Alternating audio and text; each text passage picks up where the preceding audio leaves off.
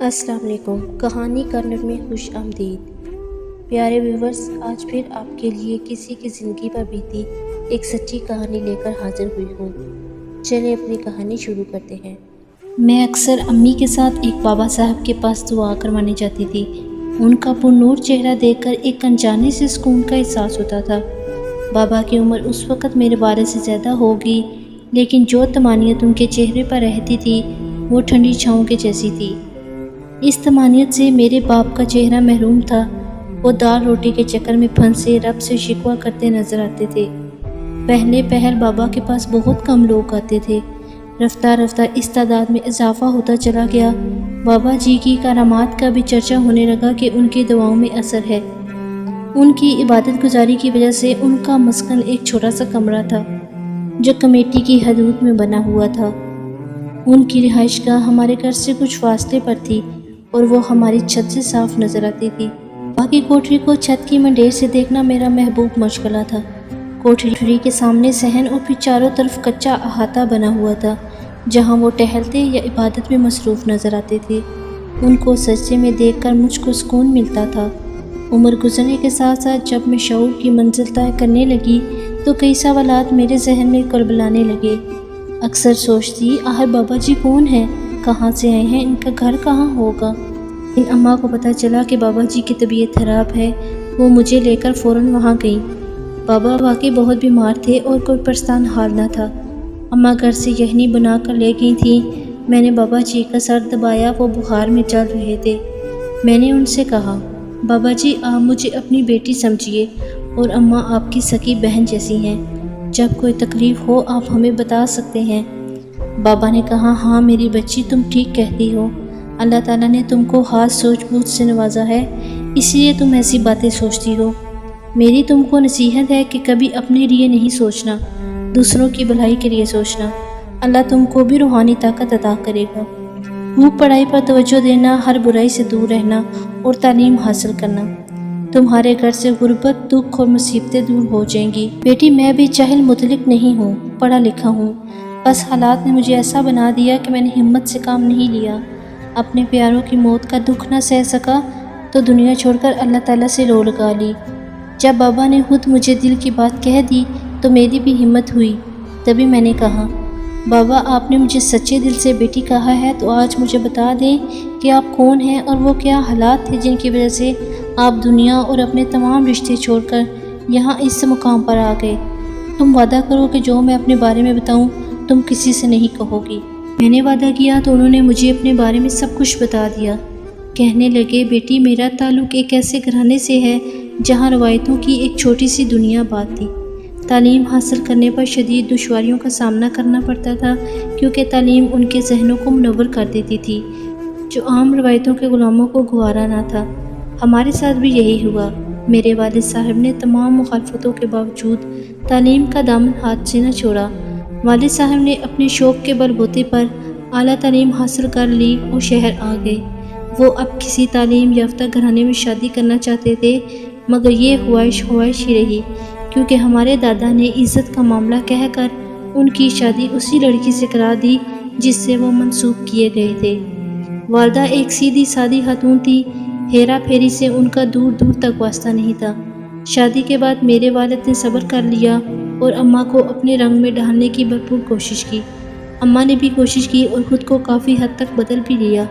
میرے بڑے بھائی بھی تعلیم یافتہ اور ایک سرکاری افسر تھے۔ وہ عمدہ خیالات کے مالک بھی تھے۔ گھر کا انتظام اور مالی طور پر استحکام ان کی فراست اور کمائی پر تھا۔ ان کی شادی بھی والد صاحب نے چچا کی بیٹی سے کرا دی۔ یہ لڑکی تعلیم یافتہ نہ تھی مگر دادا کی خواہش پر بھائی منصور کو اس سے شادی کرنی ہی پڑی۔ اب صورتحال یہ تھی کہ گھر کی عورتیں ان پڑھ مگر مرد تعلیم یافتہ تھے۔ بھابھی نے آتے ہی ہماری زندگی کو تھوڑا سا مشکل بنا دیا، مگر میرا بھائی صبر اور سکون سے حالات کا مقابلہ کر رہا تھا۔ وہ بیوی کو کچھ نہیں کہتے تھے بلکہ سمجھاتے رہتے کہ تم صبر سے کام لو، چھوٹی چھوٹی باتوں پر پریشان ہونے یا کرنے کی کوئی ضرورت نہیں، جو بات ہے مجھ سے کہہ دیا کرو، میں خود تمہاری پریشانی دور کر دیا کروں گا۔ بھابھی پر ان کی باتوں کا اثر ہوتا تھا۔ انہوں نے خود کو ہمارے گھر کے ماحول کے مطابق ڈھالنا ضرور شروع کر دیا تو ان کا رویہ ہم سے بہتر ہونے لگا۔ اب والد نے میری شادی کے بارے میں سوچا۔ اس وقت میں تندہی سے تعلیم حاصل کرنے میں لگا ہوا تھا۔ میرا ارادہ ڈاکٹر بننے کا تھا۔ انہی دنوں میرے چچا زاد کی شادی تھی اور ہمیں گاؤں جانا تھا۔ میں نے 12ویں کے پرچے دیے، ابھی پریکٹیکل باقی تھے، چنانچہ کتابیں ساتھ رکھ لیں کہ گاؤں میں شادی بھی اٹینڈ کر لوں گا اور جب وقت ملے گا تو پڑھائی بھی کر لوں گا۔ گاؤں جاتے ہوئے میں ہمیشہ پرجوش ہوا کرتا تھا۔ مجھے قدرتی مناظر بہت پسند تھے اور ہمارا گاؤں تو پہاڑ کے دامن میں واقع تھا۔ ہم شادی سے ایک دن پہلے گاؤں پہنچ گئے۔ ہم کافی لمبا سفر طے کر کے آئے تھے، اس لیے آرام کے لیے اندر چلے گئے، لیکن میں گھر میں بیٹھنے نہیں آیا تھا۔ میں پہاڑ کی طرف چل پڑا۔ ابھی میرے رشتہ داروں سے بھی ملاقات نہ ہو سکی تھی۔ اللہ تعالیٰ کی قدرت اور خوبصورتی میں محو چلتا جا رہا تھا کہ اچانک میری ٹکر ایک لڑکی سے ہو گئی۔ آس پاس کے ماحول کا اثر تھا یا وہ واقعی خوبصورت تھی؟ اجلی دودھ جیسی سفید رنگت، بڑی بڑی آنکھیں اور چہرے پر حیات کی سرخی۔ میں نے اسے دیکھا تو دیکھتا ہی رہ گیا اور وہ ناگواری سے مجھے دیکھتے ہوئے میرے پاس سے گزر گئی۔ مجھے اس کے حد و حال مانوس لگے۔ میں نے وہیں درخت سے ٹیک لگا کر تھوڑا سستانے کے لیے آنکھیں بند کر لیں۔ تبھی مجھے اپنے کندھے پر کسی کے ہاتھ کا دباؤ محسوس ہوا۔ آنکھیں کھولی تو سامنے میرے چچا زاد بھائی کھڑے تھے، جو مجھے گھر میں نہ پا کر ڈھونڈتا ہوا یہاں آ گئے تھے۔ اس نے نہایت گرم جوشی سے مجھے سینے سے لگا لیا۔ ہم اسی کی شادی میں یہاں آئے ہوئے تھے۔ ہم باتیں کرتے کرتے گھر پہنچ گئے۔ گھر میں داخل ہوتے ہی میں حیرت اور خوشی سے چلا اٹھا، کیونکہ سامنے وہی لڑکی بیٹھی ہوئی تھی جو مجھے پہاڑ پر ملی تھی۔ وہ مجھے دیکھ کر گھبرا گئی۔ میں نے زمان سے پوچھا، یہ کون ہے؟ وہ بولا، تم نہیں جانتے؟ یہ میری چھوٹی بہن بختاور ہے۔ جب تم لوگ شہر چلے گئے تھے تب یہ بہت چھوٹی تھی، تبھی تم اس کو نہیں پہچان سکے۔ میں نے اس کو بچپن میں دیکھا تھا، تبھی مجھے اس کے حد و حال جانے پہچانے سے لگے تھے۔ اسی دن فیصلہ کر لیا کہ میری شریک حیات یہی لڑکی ہوگی، جبکہ بابی کے کہنے سے بھائی صاحب نے سوچ رکھا تھا کہ وہ میری شادی اپنی بیوی کی چھوٹی بہن سے کروا دیں گے۔ بے شک میں بختاور کو نہ دیکھ لیتا تو اپنے بھائی کی بات نہ ٹالتا۔ میں جو کتابیں لے کر گیا تھا وہ ویسے ہی واپس لے آیا۔ 2 روز بعد میرا پریکٹیکل تھا۔ مجھے میڈیکل کالج میں داخلے کے لیے میرٹ بنانا تھا۔ شادی کے 15 روز بعد زمان اپنی بیوی کے ساتھ ہمارے گھر آیا۔ والد صاحب نے ان کی دعوت کی تھی۔ زمان نے مجھے بتایا کہ وہ شہر میں کوئی کاروبار کرنا چاہتا ہے، کیونکہ گاؤں میں تھوڑی بہت کاشتکاری سے گزر بسر نہیں ہوتی۔ میں نے کہا، تم شہر آ جاؤ۔ چچا نے بختاور کو پرائمری تک تعلیم دلوائی تھی، اس کی بھی خواہش تھی کہ شہر میں تعلیم حاصل کر سکے۔ کچھ دنوں بعد زمان گاؤں سے کچھ زمین بیچ کر سرمایہ لے آیا اور اپنا کاروبار شروع کر دیا۔ میں بھی اس کے کاروبار میں ہاتھ بٹانے لگا۔ ان دنوں میں FSC کر چکا تھا اور فارغ تھا۔ میڈیکل کے لیے بھی داخلے شروع نہیں ہوئے تھے۔ بابا جان نے کاروبار میں میری دلچسپی دیکھی تو اپنے سیٹ سے مجھے کچھ سرمایہ لے کر دے دیا کہ میں بھی زمان کے ساتھ کاروبار میں شریک ہو جاؤں۔ ہم نے مل کر مارکیٹ میں کپڑے اور برقی آلات کی دکان کھولی۔ کاروبار اللہ کے فضل سے چل پڑا۔ اب زمان گھر والوں کو بھی شہر لے جانا چاہتا تھا۔ وہ اپنے کنبے کی رہائش کے لیے مکان ڈھونڈنے لگا۔ میں چاہتا تھا اسے کہیں ہمارے گھر کے نزدیک مکان مل جائے۔ ہم ایک قدیمی محلے میں رہتے تھے اور ہمارا گھر بھی دادا پر دادا کے زمانے سے بنا ہوا اور پرانا تھا، لیکن مضبوط اور وسیع تھا۔ لہٰذا والد صاحب نے کہا کہ تم لوگ فی الحال ہمارے ایک مکان کے ایک حصے میں رہو، اگر تنگی محسوس ہو تو اطمینان و سکون سے اپنے لیے رہائش ڈھونڈ لینا۔ میں نے بھی زور دیا تو اس نے ہماری بات مان لی اور امی جان نے مکان کا آدھا حصہ جو تقریباً خالی رہتا تھا ان کو رہنے کے لیے دے دیا۔ ہم سب خوش تھے کہ ہمارے قریبی رشتہ دار آ گئے تھے اور گھر میں رونق ہو گئی تھی، لیکن بابی خوش نہیں تھی۔ وہ اکھڑی اکھڑی رہنے لگی۔ میں اب نتیجے کے انتظار میں تھا اور کاروبار پر بھی توجہ دے رہا تھا۔ بابا جان حیران تھے کہ ایک لاابالی لڑکا اتنی جلدی کیسے عملی زندگی میں جذب ہو گیا۔ میرا رزلٹ اچھا آیا، میڈیکل کالج میں داخلے کی ٹھانی۔ والد خوش تھے کہ میں نے اتنی محنت کی تھی اور اب میرے لیے میڈیکل میں داخلہ کچھ مشکل نہیں تھا۔ میں سوچ بچار میں تھا کہ کیا کروں۔ میڈیکل میں داخلہ لیتا تو والد میری شادی 4-5 سال تک ملتوی کر دیتے۔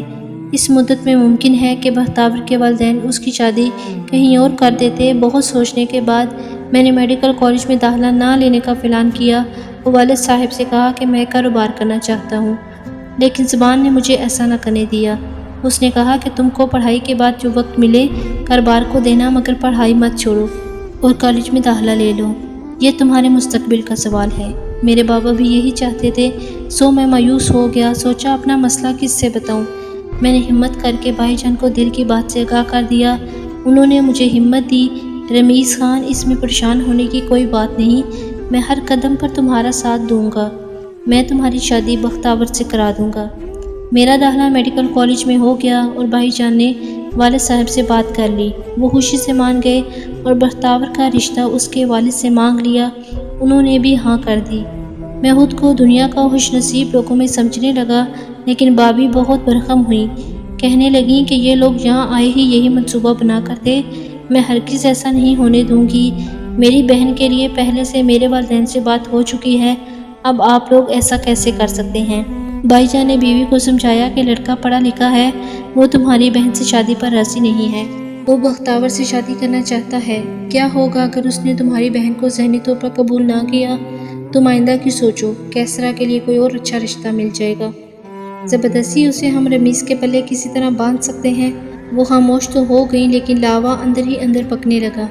کچھ دن بعد میری شادی کی تیاریاں ہونے لگیں، اپنے والد کے سمجھانے سے بھابھی بھی نارمل ہو گئی، ان کا رویہ یکدم بدل گیا اور وہ میری شادی کی تیاریوں میں بھرپور حصہ لینے لگیں۔ اب زمان نے یہی مناسب سمجھا کہ الگ مکان لے لیا جائے تاکہ لڑکی کو اپنے گھر سے رخصتی کریں۔ میری شادی ہو گئی، ہم دونوں بہت خوش تھے، بختاور میرے والدین، بھابھی اور خاص طور پر میرے بڑے بھائی کی بہت عزت اور خدمت کرتی، جس پر بھائی بھی اس کی تعریف کرتے تاکہ اس کا دل خوش ہو۔ اس بات نے بھی بھابھی کے دل میں حسد کو جنم لیا۔ بھابھی کا رویہ میرے ساتھ بہت اچھا رہتا تھا، وہ میرا پہلے سے بھی زیادہ خیال رکھنے لگی، لہٰذا میرا ذہن اس طرف گیا ہی نہیں کہ وہ میری بیوی کی نفرت میں مری جا رہی ہیں۔ میں دن میں پڑھائی میں مصروف ہوتا، شام کو زمان کے پاس دکان پر چلا جاتا، میں ہر چیز کو نارمل ہی لے رہا تھا اور بختاور کی عادت چغلیاں کرنے کی نہیں تھی، اس کے لبوں پر کبھی کسی کے لیے شکایت کے دو لفظ بھی نہ آتے تھے، وہ بہت صابر و شکر لڑکی تھی، گھر میں ہر کوئی خوش تھا، بظاہر تو بھابھی بھی خوش نظر آتی تھی، مگر دلوں کے حال تو اللہ بہتر جانتا ہے۔ کوئی بھی بھابھی کی مکاری کو نہ سمجھ سکا، حتیٰ کہ ان کا شوہر بھی ان کی اداکاری سے دھوکہ کھا گیا۔ بھائی ہر وقت کہتے بختاور کے قدم مبارک ثابت ہوئے ہیں، کاروبار میں ترقی کے ساتھ میری بیوی کو بھی عقل آ گئی ہے۔ میں پڑھائی اور کاروبار میں اتنا مصروف تھا کہ اپنی بیوی کے لیے کم وقت نکال پاتا تھا، مگر اس نے کبھی بھی گلہ نہ کیا، وہ میری مجبوری سمجھتی تھی۔ ایک دن بختاور کی طبیعت خراب ہو گئی، گھر میں امی اور بھائی جان تھے، وہ اسے فوراً ڈاکٹر کے پاس لے گئے۔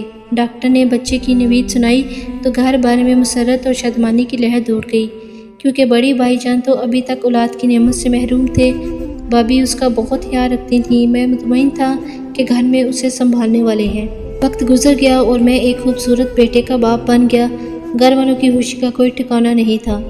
بختاور اسے جنم دینے کے بعد سے بہت کمزور ہو گئی تھی، بچے کو ماں کا دودھ پلوانے کی بہت کوشش کی گئی، مگر اس نے پینے سے انکار کر دیا، بھوک سے بلکتا، مگر ماں کا دودھ اسے بد مزہ لگتا، کیونکہ پیدا ہوتے ہی بھابھی نے اسے فیڈر لگا دیا تھا۔